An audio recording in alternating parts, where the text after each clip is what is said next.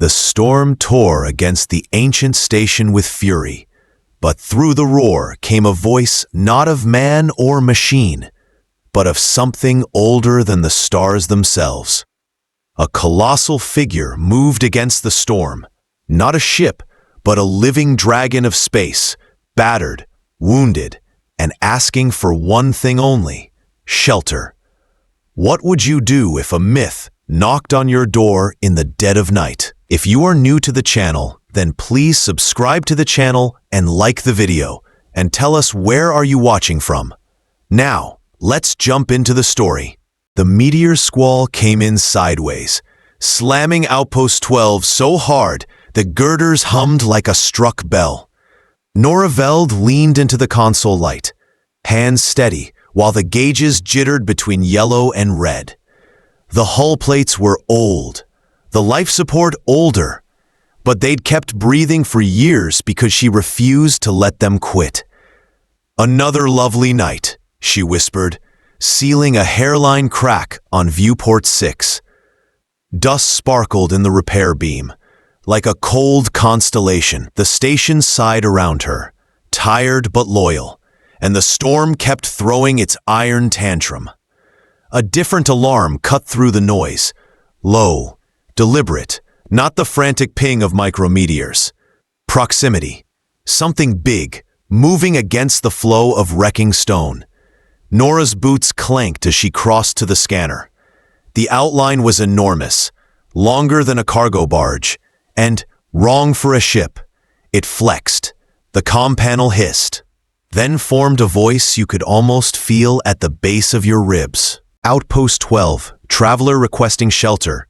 Propulsion compromised. Request emergency docking." Nora swallowed. "Identify traveler. Ship class."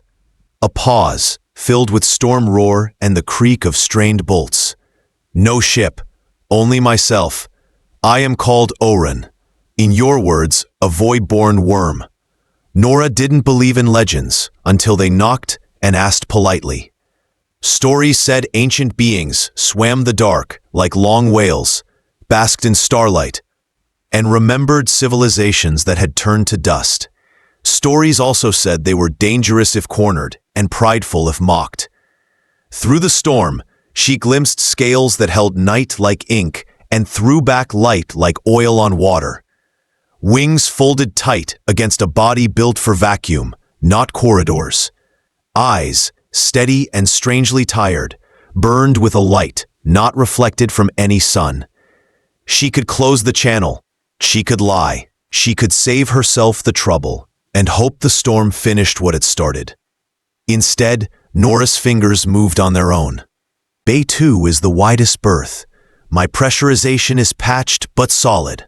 Follow the guide beacons and keep your wings tucked, unless you want a very expensive remodel." "Your kindness is a luminous thread," the voice said, softer now. "I will follow." Bay 2 opened with a groan that echoed up the spine of the station. Nora stood behind a safety rail as the worm eased through the shielded field and, very carefully, coiled along the deck. Up close, the damage was obvious. Cracked plates like chipped stone, a wing bent wrong, and along his flank, a slow leak of something that looked like spilled starlight. "Heat," Oren said, eyes dimming. "The storm stripped my stellar charge." "I have an old fusion coil," Nora replied. "It's stubborn like me, but it still makes warmth." She jogged to the corner where the coil was half buried in tarps, checked seals and couplings, and brought it online with a tremble that steadied into a comforting orange glow. Oren's exhale vibrated the deck. "You mend more than metal, Nora Veld." "You read my ID tag?" "Your station sings your name through the beacons, and I am not a beast of myth, only a traveler who misjudged a storm." She wanted to laugh, but the sound got lost between her ribs. "What brings you to Meridian 4? Not much to see except stubborn people and stubborn rocks." "I lost something," he said. "I have searched so long, I forgot the shape of it." Sometimes memory returns when you rest in a place that has not surrendered. Nora thought of the planet below, of empty shelves at Aya Yamamoto's shop, where shelves had once been a neat comfort, of Farmer Thomas Kerr's broken irrigation pump that never got replacement parts because the freighter lane shifted 3 systems over, of Mayor Pola Dunes, who kept smiling for her people, even when the numbers said, "Don't bother." She thought of her grandmother, who had welded this station back from scrap and called it a family heirloom. The storm hushed by degrees. The coil warmed the bay until the frost left the rail. Oren curled tighter, a mountain pretending to be a cat. Nora sat on a crate and watched his breathing slow into something like sleep. A small blue light blinked on the aux panel. He frowned and keyed it up. Faint returns in the storm. 3 signatures riding the edge of the debris. Not a threat, probably stray cargo or battered drones. Still, she logged it. Nora, Oren murmured without opening his eyes. "Do your people still believe that guests are sacred?" "We try," she said. "Some days we even manage it." "Then let me be a guest," he said, "until my wing learns the old ways again." She watched him rest and listened to the coil hum and felt the station around her ease its grip on fear. In the quiet, she admitted what the storm had shaken loose. She was tired of patching, tired of surviving as the only goal, tired of being the lighthouse that no ships visited anymore. She did not know it yet, but the night she opened the bay doors would change the orbit of more lives than she could count. For now, she checked the coil, logged the unknown signals, and whispered to the station like a friend. "Hold fast. Morning's coming." And the old station, loyal as ever, answered with a steady breath. By noon cycle, the storm had staggered off, leaving Meridian 4 haloed in clean light. Nora took the shuttle down, strapped in beside crates of patch tape, sealant, and a list of small favors she owed to half the settlements. The air bucked, but she set down on the square they still called Halcyon Ridge, though the ridge was mostly memory. Aya Yamamoto greeted her with a dry cough and a practiced smile. "You're early, Nora." "Storms make to-do lists," Nora said, scanning shelves that looked more echo than store. "And plans don't deliver themselves." Aya nodded toward the empty crates. "Freighters 2 weeks late. I'm measuring hope in spoonfuls." At the wells, the Kerr pump wheezed like a tired animal. Samir Sato's greenhouse had lost half its panels. Fields did what fields do when water and seed are both rumor. Nora made notes, stretched credit she didn't have, and filed the ache in her chest where no one could see it. She returned to Outpost 12 with the silence of bad news. Oren was awake, arranging her jumbled cargo by size and usefulness, as if tidying could be a kind of apology. "You reorganized my chaos," she said. "Rest is easier when things make quiet sense," he answered. "Tell me of the ground." She told him, simple and whole. He listened like listening was a craft he had practiced for ages. When she finished, he turned his head so one great eye met hers. "Nora Veld," he said, "I kept something else from you. You're not actually a giant worm, and I let a theater troupe in my cargo bay?" The deck shook with his soft laugh. "I am that, but I am also heir to a lattice of ledgers and trade paths. Long ago, I helped knit roots between far suns. When profit grew faster than purpose, I forgot why we started. I withdrew. I let it all sleep while I drifted.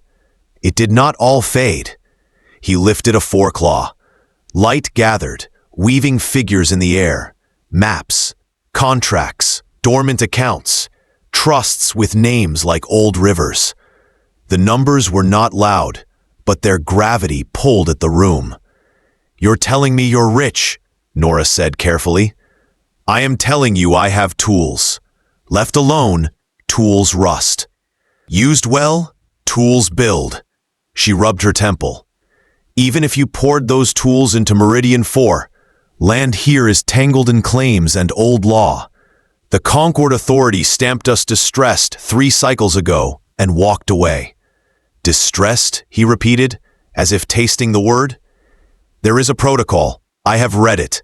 It allows a third party to purchase land rights at fair plus compensation if they commit to rehabilitation. You read Concord law while napping? I rest with purpose. The comm chimed. On the screen appeared May Clover, senior partner at Star Harbor Trust, hair in silver braids, voice like a polished instrument. Nora, we received a priority contact from a client identifying himself as Oren. He invoked legacy codes I had to fetch from archival deep storage. I am skeptical by profession and impressed by rare things. Hello, May Clover, Oren said, dipping his head. I require counsel to acquire land rights on Meridian 4 under restoration statutes, with premiums that respect dignity, not only value. A second window opened to Tavin Roque, a soft-spoken legalist with shy eyes and a database for a memory. There are pathways, Tavin said, complicated ones, but lawful. You'll need colonist consent, a published rehabilitation plan, and escrow that makes auditors purr. Oren's eye lightened. Then let us purr. The next days moved like stormlight over water. Word spread. A meeting was called in the settlement hall, a prefab building that complained at the seams when too many bodies filled it. The room rattled with worry and noise. Mayor Paula Dunes stood at the front, broad-shouldered and even-voiced. We're here to listen, she said, and to ask sharp questions. Oren folded himself to fit, which was ridiculous and brave. Children stared. A few adults did too. Nora stood near the dais, every muscle a bridge. Why would you buy a dying world? Thomas Kerr asked, jaw set like an old fence post. Oren kept his head low. Because I owe the living more than I owe my sleep. Because I can. Because someone opened a door when she did not have to. Murmurs shifted. Sakura Okoye, cheeks flushed with greenhouse heat and stubborn hope, lifted a hand. What happens to our homes? You stay, Oren said. You sell your claim, you receive above market value, and you receive shares in the new cooperative so that your family grows when the planet grows. If you do not wish to sell, you do not. Too generous, someone muttered. Some math is only wrong in the short term, May Clover said on the screen. I have run these numbers. They work if the goal is thriving, not extracting. Tavin outlined the restoration plan. Water reclamation, atmospheric expanders, modular spaceport, seed banks, training programs, fair price buybacks, no forced relocations, and a public ledger anyone could inspect. This is a lot of promises, Thomas Kerr said, eyes cutting to Nora. And promises don't fix pumps. Nora stepped forward. You're right, she said. Pumps fix pumps, and hands, and time. I can't force anyone to trust. I can tell you I let a stranger into my station in a storm because he asked, and I have not regretted it once. The hall held its breath. Aya Yamamoto cleared her throat. I'll sell, she said. I want my shelves to be full again, but I'd rather they be full of neighbors than contracts. Sakura Okoye lifted her chin. I'll sell, and I'll work twice as hard if the water comes back. Samir Sato nodded. If the greenhouse tech is real, I'm in. Others followed, some quick, some slow. Thomas Kerr remained a cliff until his son tugged his sleeve and whispered. And then even the cliff remembered valleys need rain. By the time the sun broke over the ridge, papers were signed into escrow, and work orders lit up the sky like a new constellation. Nora exhaled a breath she hadn't known she was holding. For the first time in a long time, the horizon looked less like a wall and more like a door. Work began with water, because everything begins with water. Bore rigs drilled with a patience that made the ground sigh. Pipes went in like new bones. When the taps turned and ran clean for the first time in years, Kids put their faces under the flow and shrieked as if joy were an element. Greenhouses rose in tidy arcs. Samir Sato's crew learned to coax tomatoes that tasted like summer instead of memory.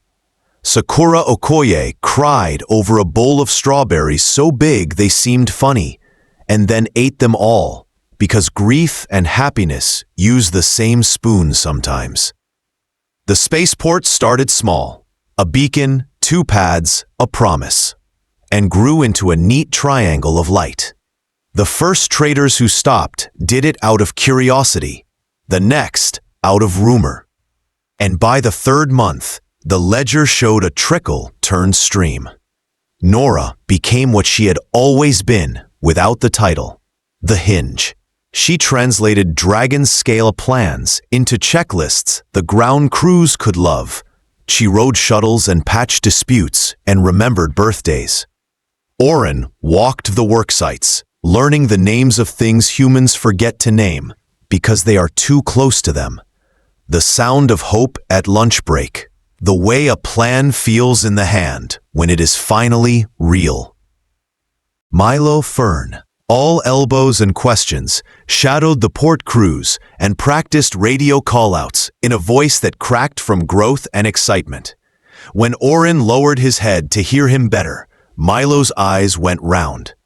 "One day I'll fly so high I'll see where the dark turns blue," he said. "The dark is blue if you wait long enough," Oren answered. "Bring food." The first friction came as predictably as sunrise. Growth means lines on maps go soft, and soft lines bother old habits. Thomas Kerr argued with Samir about water allotments. Aya haggled about transport fees with a pilot who thought restoration discount meant free. Nora wore a path between people and problems and remembered to drink water. Half a year in, 3 ships limped toward Outpost 12 with life support on their last polite cough. Their captain, Juno Hale, spoke like someone who'd been polite so long the polite wore thin. "We had a colony," she said. "Then a committee declared our valley an unwise allocation of resources and told us to move in 3 days. We have doctors, teachers, engineers, 47 toddlers, and not enough formula. We can work, we just need a place to land." Nora remembered the night the storm knocked, and a stranger asked sweetly, instead of smashing. She opened the channel to the council room. Pola Dunes frowned, doing fast math. Sakura Okoye bit her lip. Thomas Kerr stared at the table, like it owed him an apology. "We can't house 800, someone said. "We can," Nora said. "Not comfortably at first, but decency is a muscle. Use it or lose it." Oren's eye brightened. "Let the newcomers be a test of all our systems," he said. "If our plan cannot stretch to include tired people, we wrote the wrong plan." They voted, hands up, hearts uneasy. Hands still went up. They repurposed old construction barracks into long, tidy dorms. Samir doubled greenhouse shifts for quick-turn crops. Aya organized a swap fair where the refugees traded skills for goods and dignity for belonging. Captain Juno proved to be the best shuttle pilot Nora had ever met. By week's end, she was flying freight like she'd been born with cargo clamps in her hands. A young botanist named Torin Lee whispered to Samir about a new nutrient mix, and the lettuce glowed with gratitude. Not everything went gentle. Someone grumbled about lines at the pump. Someone else muttered about accents. A child cried because the sky felt wrong. Nora spent late nights on benches, reminding people they were more alike than they were different. Oren sat at the edge of the square because his weight would have broken the paving, and told stories of long flights and warm stars until the crying stopped. The year turned. The port added another pad. Milo passed his junior pilot course and wore a jacket 2 sizes too big because he was growing toward it. The expansion plan for the southern basin got approved. The ledger showed black where it used to show red, and Outpost 12, once a lonely hinge, began to sound like a house where the rooms were all lit. Then a message came, cold as a shadow. The Concord Authority had placed a blockade around Novo Esperanza, a colony no richer than Meridian 4 had been. The official word said temporary protective reorganization. The unofficial meaning, everyone knew, nothing comes in, nothing goes out, not even hope. Nora looked at the stars through a repaired viewport and felt the storm come back, not outside, but inside the part of her that liked doors better than locks. Oren's gaze found hers without effort. "We cannot unsee this," he said. "What we do next tells the truth about who we are." "Then we tell the right truth," Nora replied, "and we do it where everyone can hear." They planned in the open, because secrets had teeth. Nora invited news crews to the port. Paula Dunes wrote a plain language brief anyone could read. May Clover drew charts that made accountants misty-eyed and activists nod. Tavin Roke combed the law for words that meant mercy could be louder than rules. Oren did something he had not done in a long time. He spoke to the many. He stood in Outpost 12's biggest bay, where the roof had been reinforced just enough to forgive him, and looked directly into a dozen cameras. "Neighbors," he said, a word big enough to hold a galaxy if you meant it. "I am Oren. I was lost in my own wealth once, until a human named Nora let me in from a storm. Her kindness reminded me what resources are for. I have watched a world choose repair over retreat. It can be done. It can be done again." The plan was simple in shape and complicated in doing. A convoy of aid ships, registered as humanitarian, bound for Novo Esperanza, with food, medicine, water tech, and engineers. Nora would lead the formation in the first freighter.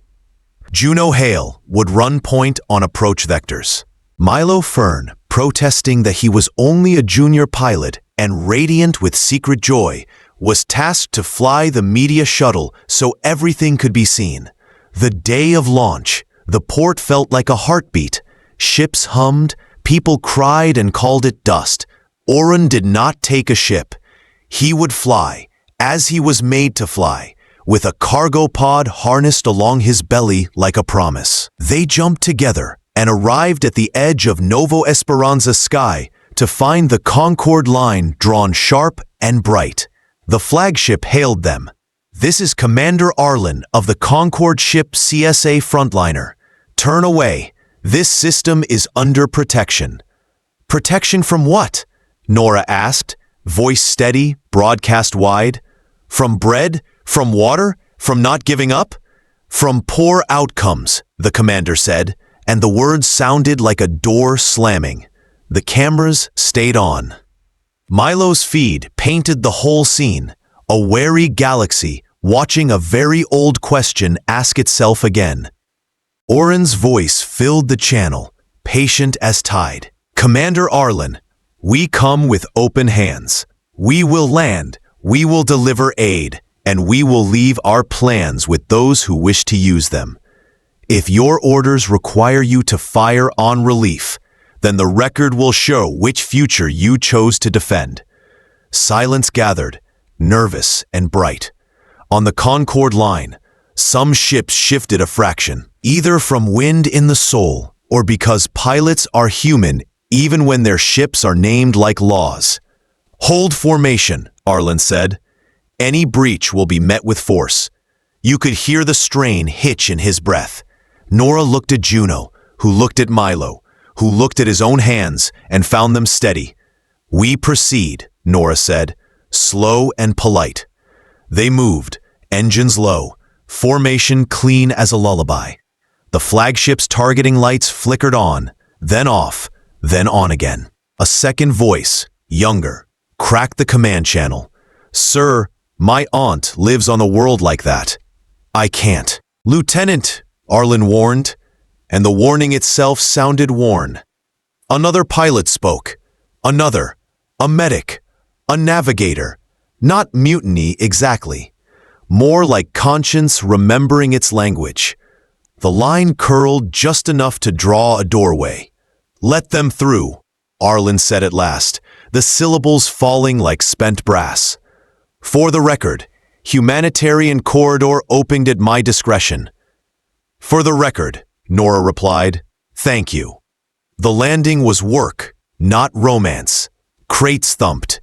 Pipelines hissed. Nurses learned new names. Engineers drew plans on the backs of old forms and then made them real with bolts and laughter that tasted like first rain. Cameras rolled and caught nothing dramatic in the old sense, only the quiet astonishment of ordinary people receiving ordinary tools at the precise moment ordinary mattered most. Weeks later, the blockade dissolved without apology. Novo Esperanza signed on to the Restoration Network with a ceremony that involved boring minutes and honest food. The Concorde released a statement about public-private coordination, which everyone read as, "We will not do that again." Years became doing. Meridian 4 grew into a place whose maps required multiple pages. Outpost 12 shed its loneliness to become a hub where plans learned to fly. The Restoration Initiative, Nora hated the name and loved its results, helped world after world remember how to be themselves. Some needed water, some needed schools. Some needed a place at a table where a chair had always been missing. Nora grew into her middle years with a kind of gentle disbelief. She trained administrators who were better than she had been at spreadsheets and worse at storytelling, then taught them stories. Milo Fern came back from his first long run with a voice that no longer cracked and a habit of sending postcards from dust-colored moons. Juno Hale rebuilt a fleet from scrap and gratitude. One evening, as the sun set behind the ridge in colors it had not used for a long time, Nora stood in a small garden she never thought she would have. Outpost 12 twinkled overhead, not as a relic, but as a living thing that remembered its first door. Oren coiled along a reinforced walkway, so the flowers would live to see morning. "You should rest," Nora said. "Even stars nap." "I have centuries," Oren answered, "and yet I find I like the kind of tired I earned today." Kids were laughing inside. Someone was burning dinner in a way that would become a family story. Aya Yamamoto had promised to try a new solar-cured seaweed recipe scaled to worm size, which meant the table would be ridiculous and perfect. "You asked me long ago," Nora said, "what we keep when we stop hoarding. I think I know now." "Tell me," Oren said, voice small as the garden path. "We keep the chance to recognize each other. We keep the habit of opening doors. We keep the kind of future that fits in a child's pocket." Oren looked at the sky, the way an old traveler looks at an old road. "I lost the shape of what I was seeking," he said, "and found it when a station keeper chose welcome over worry." From the kitchen, someone called Nora's name. The word came wrapped in laughter and the clatter of plates. She took one more glance at the bright scatter of towns, the gentle thread of shuttles stitching sky to soil, and the old station above, faithful as a heartbeat. "Come on," she said. "Supper is hot, and if we're late, Milo will eat all the sweet rolls and swear he's helping." "He is helping," Oren said, amused. "Practice for hunger, kept gentle." They went inside together, woman, worm, and the warm noise of a house that had the right number of chairs because it kept buying more. Behind them, the garden held the day's last light. Above them, the station turned like a patient lantern for anyone still out in the weather. Somewhere far off, a storm gathered over a different world, and a different door waited for a hand to open it. When it did, the path would glow again, not because of magic, but because kindness had learned how to travel. And that, in the end, is how a simple shelter given during a hard night became a map many could follow, one open door at a time, until the sky itself felt like home.